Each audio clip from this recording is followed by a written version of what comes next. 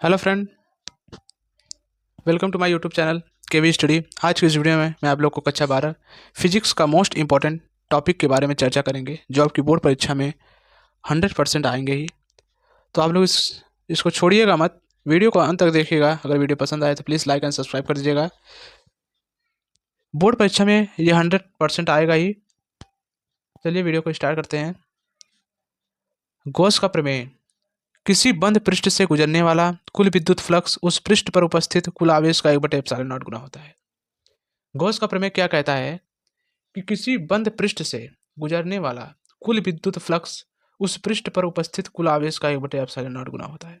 एक बंद पृष्ठ है, यहाँ पर एक बिंदु है, यहाँ पर फाई ई है और इस पे क्यू आवेश वितरित है। आवेश का 1/ε0 गुना होता है। इसमें कहा है कि उस पृष्ठ पर उपस्थित कुल आवेश का 1/ε0 गुना होता है, अर्थात फाई ई बराबर हो जाएगा, फाई ई बराबर क्यू गुणे 1/ε0। ये ना होगा, आवेश का 1/ε0 गुना होता है, अर्थात निकलेगा फाई ई बराबर क्यू से जब हम मल्टीप्लाई ऊपर करेंगे तो क्यू अपॉन ε0 हो जाएगा। यही हमारा फॉर्मूला है,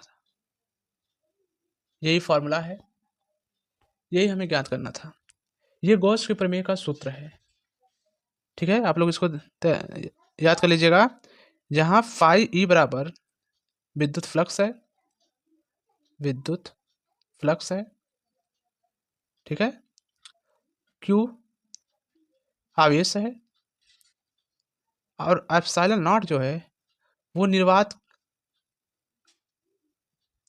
का परावैद्युतांक है। ठीक है,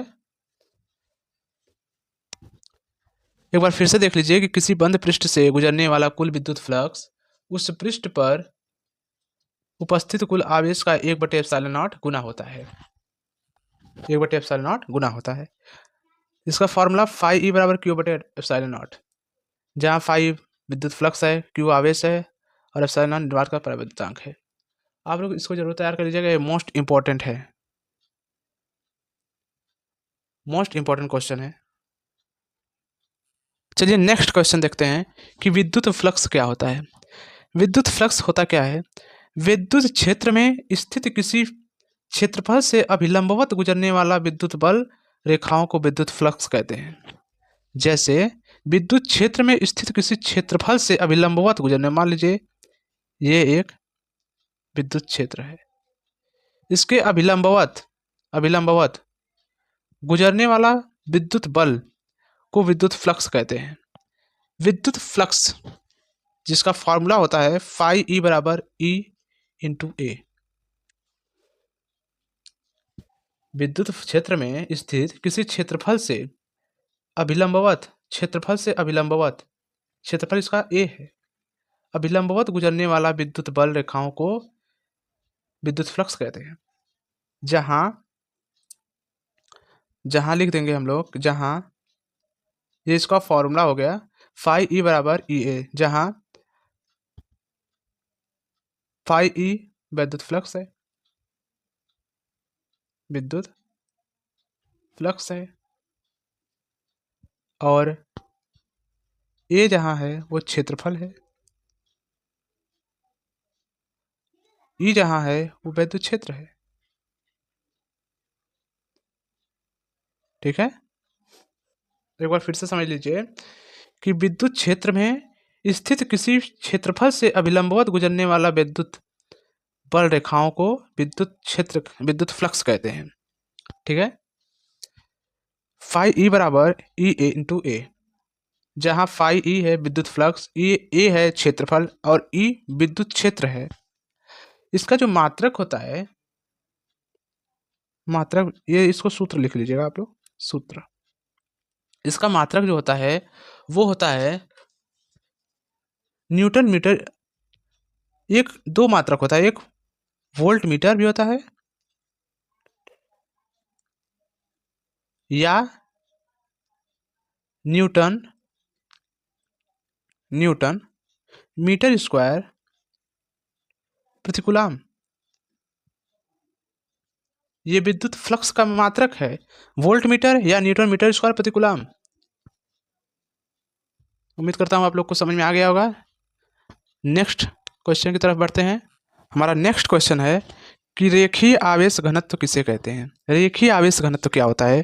किसी तार के प्रति एकांक लंबाई पर वितरित आवेश की मात्रा को रेखीय आवेश घनत्व कहते हैं।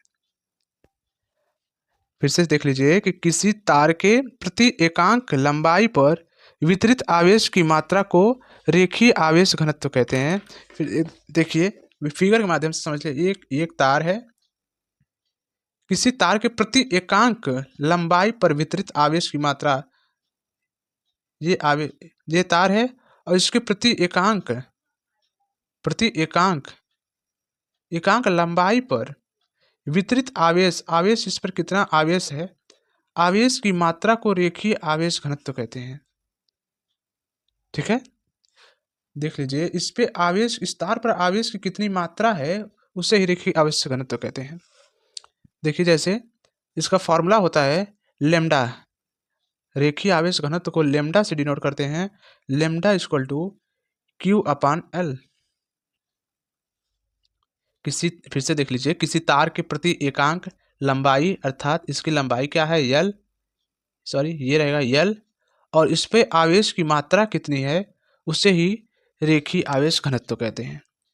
ठीक है, ये एक तार हो गया, ये तार की लंबाई है, ये लंबाई को यल से डिनोट करते हैं, और इस तार पर आवेश कितना वितरित है उसकी मात्रा को ही रेखीय आवेश घनत्व कहते हैं। ठीक है, रेखीय आवेश घनत्व को लेमडा से डिनोट करते हैं।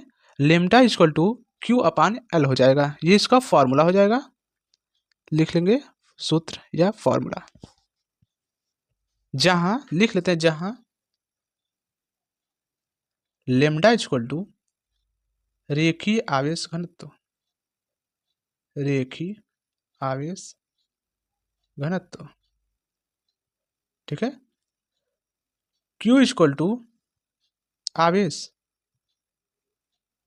ठीक है, और यल इक्वल टू लंबाई। ठीक है, अब देखिए इसका जो मात्रक होगा, मात्रक क्यू का मात्रक अर्थात आवेश का जो मात्रक होता है वो कूलाम होता है। आवेश का मात्रक क्या होता है? कूलाम बटे यल बोले तो लंबाई, लंबाई का मात्रक मीटर, अर्थात कूलाम प्रति मीटर। ठीक है, अब नेक्स्ट क्वेश्चन देखते हैं कि पृष्ठीय घनत्व क्या होता है। दोस्तों इस वीडियो में मैं आप लोग को जो भी क्वेश्चन बता रहा हूँ वो सारे के सारे इंपॉर्टेंट हैं। हर साल ये पूछे गए क्वेश्चन है आपके बोर्ड एग्जाम में, तो आप लोग इसको जरूर तैयार कर लीजिएगा। नेक्स्ट क्वेश्चन है कि पृष्ठीय घनत्व क्या है। पृष्ठीय घनत्व किसी चादर के प्रति एकांक क्षेत्रफल पर वितरित आवेश की मात्रा को पृष्ठीय घनत्व कहते हैं। जैसे ये मान लीजिए ये चादर है, ये एक प्रकार का चादर है, इस पे फिर पहले आप लोग पढ़िए, इसको ध्यान से पहले पढ़िए। किसी चादर के प्रति एकांक क्षेत्रफल, मान लीजिए यहाँ एक बिंदु है, इसका क्षेत्रफल ए है। एकांक क्षेत्रफल पर वितरित आवेश की मात्रा, इस क्षेत्रफल पर कितना आवेश वितरित है, कितना आवेश वितरित है उसी को ही पृष्ठीय घनत्व कहते हैं। अर्थात एक चादर है, चादर का जो क्षेत्रफल है वो ए है, और इस क्षेत्रफल पर कितना आवेश वितरित है, एकांक क्षेत्रफल पर कितना आवेश वितरित है उसी को ही हम पृष्ठीय घनत्व कहते हैं। पृष्ठीय घनत्व का जो फॉर्मूला होता है वो होता है, पृष्ठीय घनत्व को सिग्मा से डिनोट करते हैं। सिग्मा इज इक्वल टू होता है Q upon A, sigma is equal to Q upon A, ये इसका फॉर्मूला है। जहां लिख लेंगे, जहां सिग्मा इज इक्वल टू पृष्ठीय घनत्व, पृष्ठीय घनत्व, और Q इक्वल टू आवेश, और A जहां है वो क्षेत्रफल है।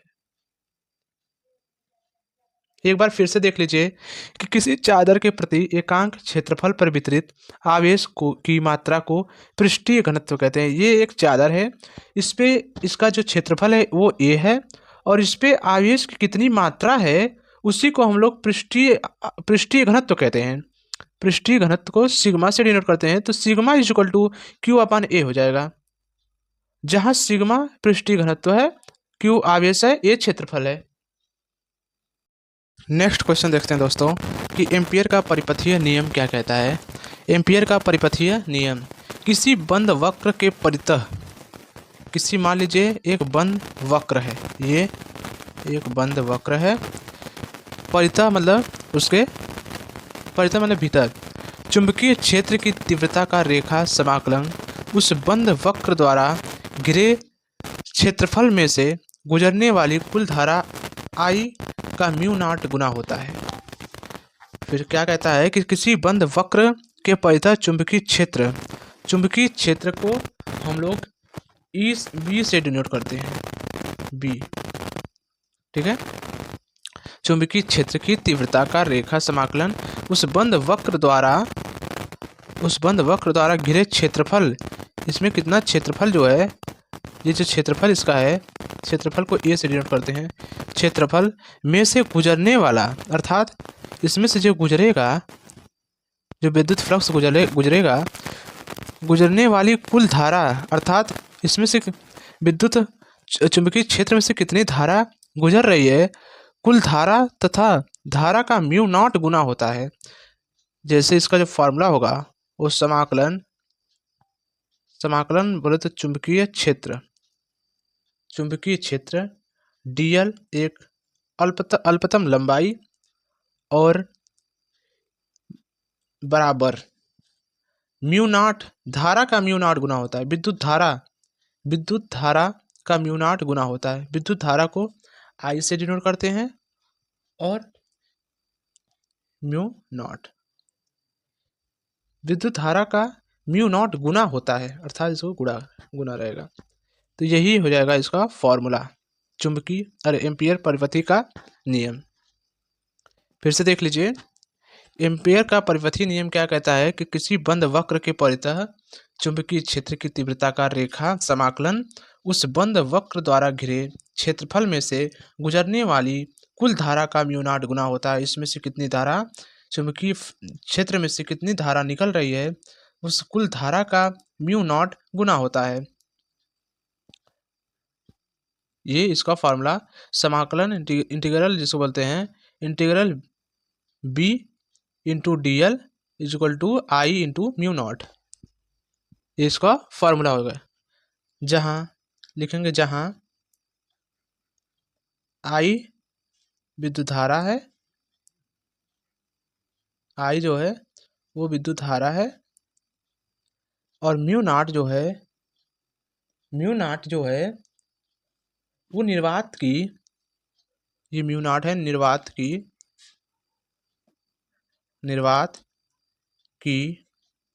निरपेक्ष चुंबकशीलता,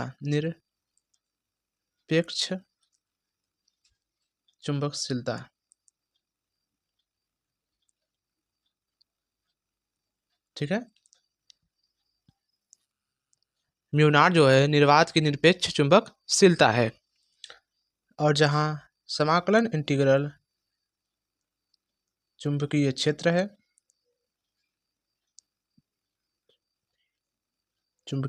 है, और DL जो है वो अल्पतम लंबाई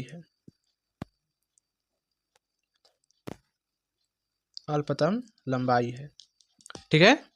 उम्मीद करता हूँ आप लोग को समझ में आ गया होगा। चलिए देखते हैं नेक्स्ट क्वेश्चन। हमारा नेक्स्ट क्वेश्चन है कि लॉरेंज बल क्या होता है। लॉरेंज बल चुंबकीय क्षेत्र में गतिमान आवेश बोले तो इलेक्ट्रॉन पर लगने वाला चुंबकीय बल को लॉरेंज बल कहते हैं। अर्थात चुंबकीय क्षेत्र में गतिमान, एक मान लीजिए चुंबकीय क्षेत्र है, ये मान लीजिए चुंबकीय क्षेत्र है, आवेश, आवेश बोले तो इलेक्ट्रॉन, इलेक्ट्रॉन, ठीक है। ये मान लीजिए चुंबकीय क्षेत्र में गतिमान आवेश इलेक्ट्रॉन पर लगने वाला चुंबकीय बल, इलेक्ट्रॉन पर कितना चुंबकीय बल, आवेश पर कितना चुंबकीय बल लग रहा है, कितना चुंबकीय बल लग रहा है, उसी को हम लोग लॉरेंज बल कहते हैं।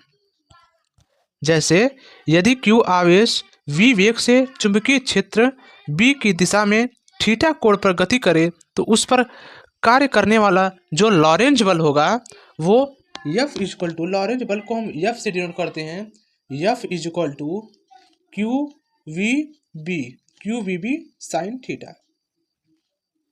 ये इसका फॉर्मूला हो जाएगा, ये इसका फॉर्मूला हो जाएगा। चूंकि फिर से देख लीजिए, चुंबकीय क्षेत्र में गतिमान आवेश इलेक्ट्रॉन पर लगने वाले चुंबकीय बल को लॉरेंज बल कहते हैं। इलेक्ट्रॉन पर कितना चुंबकीय बल लग रहा है उसी को हम लोग लॉरेंज बल कहते हैं। यदि Q आवेश v वेग से चुंबकीय क्षेत्र B की दिशा में थीटा कोण पर गति करे तो उस पर कार्य करने वाला जो लॉरेंज बल होगा वो F इक्वल टू, ये देखिए दोस्तों दो हो गया, सॉरी, F इक्वल टू ये बराबर है F equal to Q V B sine theta. यहाँ पर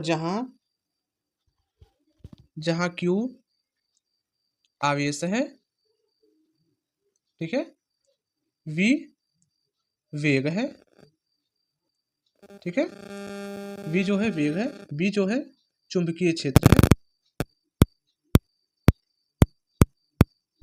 चुंबकीय क्षेत्र है, ठीक है, और साइन थीटा जो है वो कोण है, साइन थीटा वो कोण है, ठीक है।